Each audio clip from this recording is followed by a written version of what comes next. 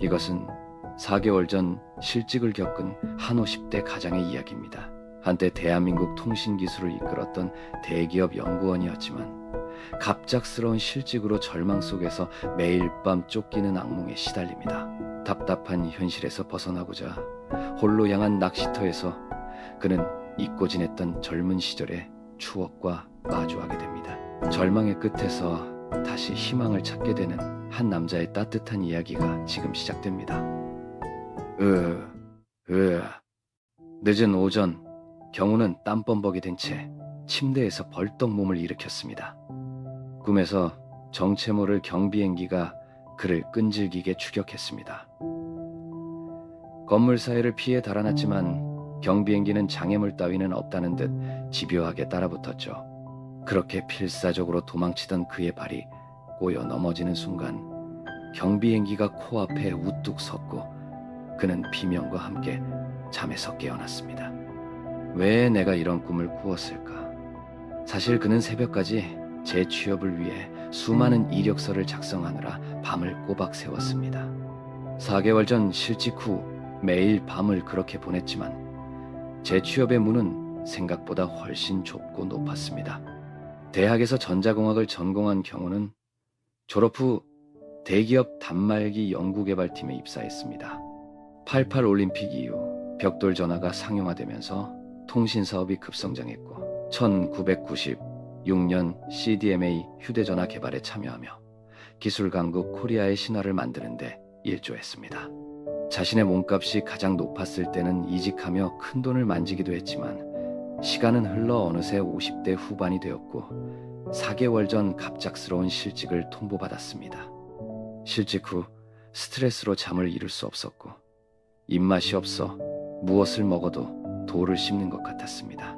아직 충분히 일할 능력이 있다고 생각하는 자신을 내친 회사에 대한 분노가 치솟았습니다. 아내는 괜찮아, 이참에 좀 쉬었다가 새로운 일을 찾으면 돼 라고 위로했지만 경우는 점점 초조해졌습니다. 분노와 좌절 속에서 모든 취업 사이트를 샅샅이 뒤졌고 몇 군데서 면접 기회를 얻었지만 번번이 탈락했습니다. 가장 큰 이유는 나이였습니다. 면접관들은 모두 그보다 훨씬 어려 보였고 능력을 충분히 어필했지만 돌아오는 것은 탈락 통보뿐이었습니다. AI 발전과 자동화로 인간의 개입이 줄어드는 현실 앞에서 경운을 필요로 하는 곳은 어디에도 없는 것 같았습니다. 아내가 준비해둔 음식은 그대로 둔 채 라면 하나를 끓여 허겁지겁 먹고는 간단한 낚시채비를 챙겨 근교 낚시터로 향했습니다. 산으로 둘러싸인 인공섬과 방갈로가 있는 그곳은 홀로 시간을 보내기에 안성맞춤이었습니다. 좋은 시간 보내고 오라며 흔쾌히 허락해준 아내에게 고마운 마음을 느끼며 경우는 낚시 장비를 세팅하고 물가에 자리를 잡았습니다. 관리소 옆 낚시점에서 산 밑밥을 주물러 미끼에 끼우고 낚싯대를 들이웠습니다. 젠장, 이게 다 악몽 때문이야. 시원한 캔 맥주를 따서 한 모금 마시니 가슴을 짓누르던 답답함이 조금 풀렸습니다. 석양으로 물들어가는 주위를 바라보며 풀벌레 소리를 들었습니다.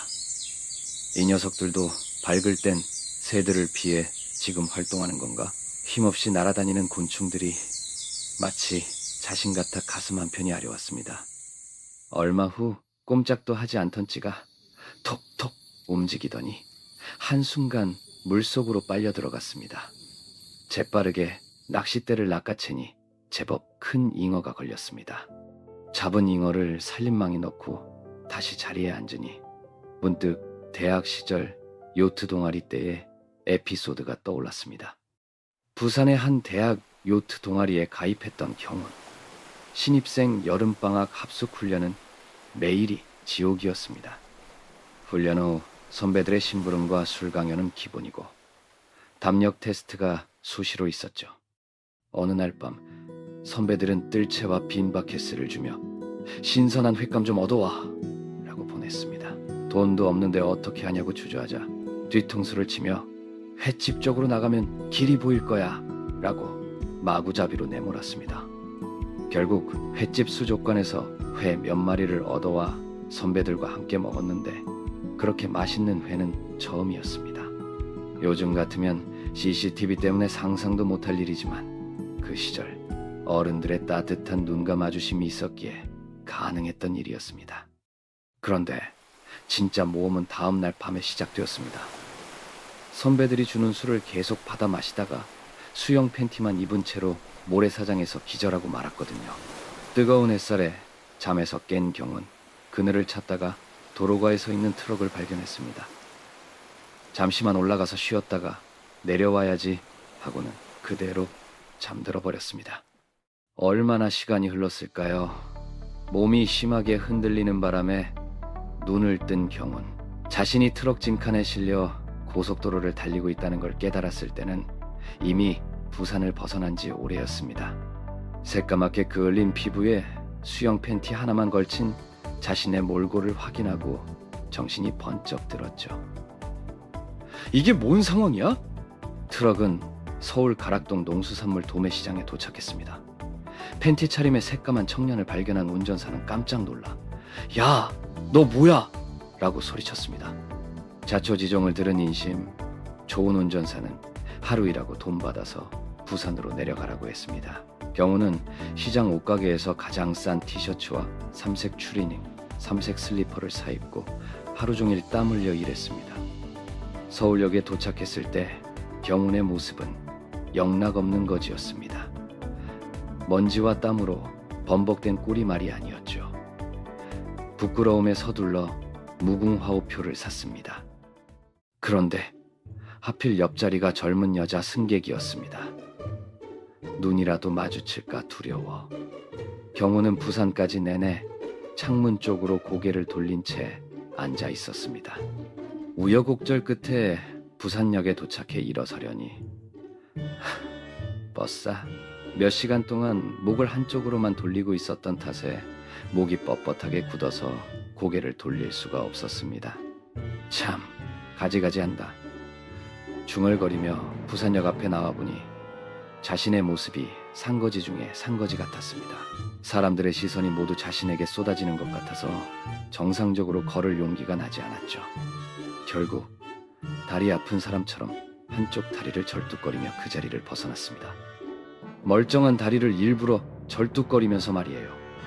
합숙소로 돌아와 그간의 모험담을 들려주자 동아리 멤버들은 배를 잡고 뒹굴며 웃었습니다.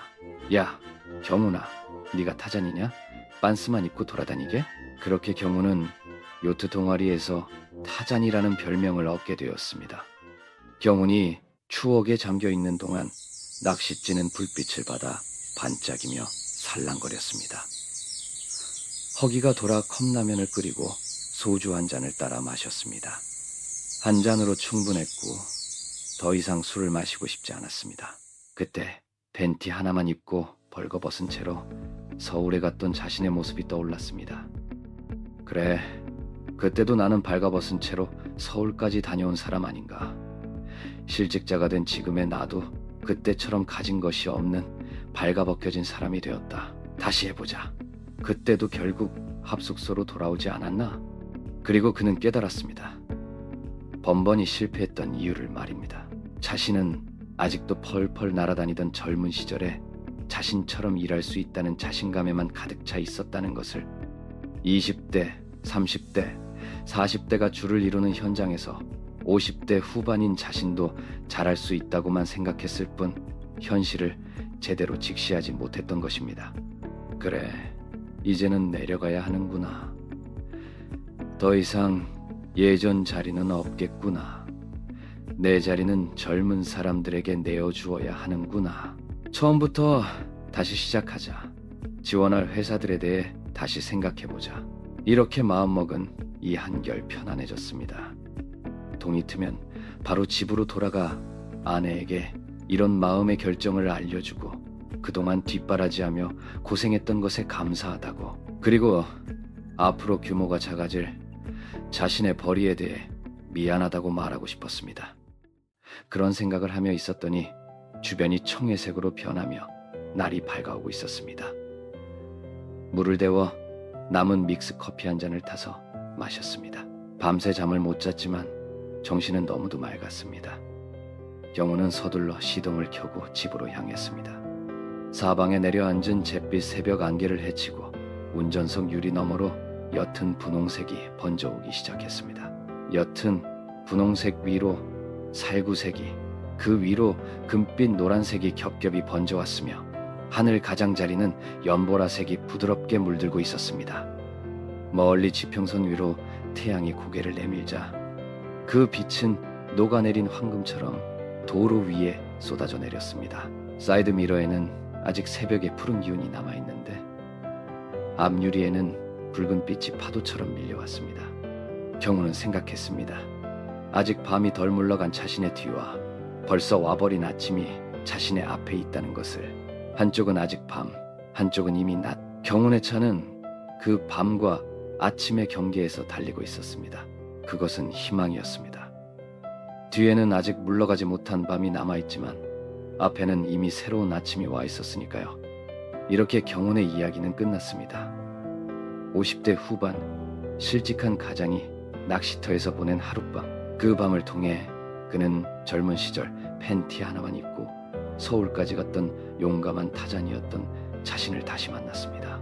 벌거벗겨진 상황에서도 도움의 손길을 만나 다시 일어설 수 있었던 그때처럼 지금의 어려움도 새로운 시작의 출발점이 될 수 있다는 희망을 발견했습니다. 때로는 우리 모두 경운처럼 벌거벗겨진 순간들을 맞이합니다.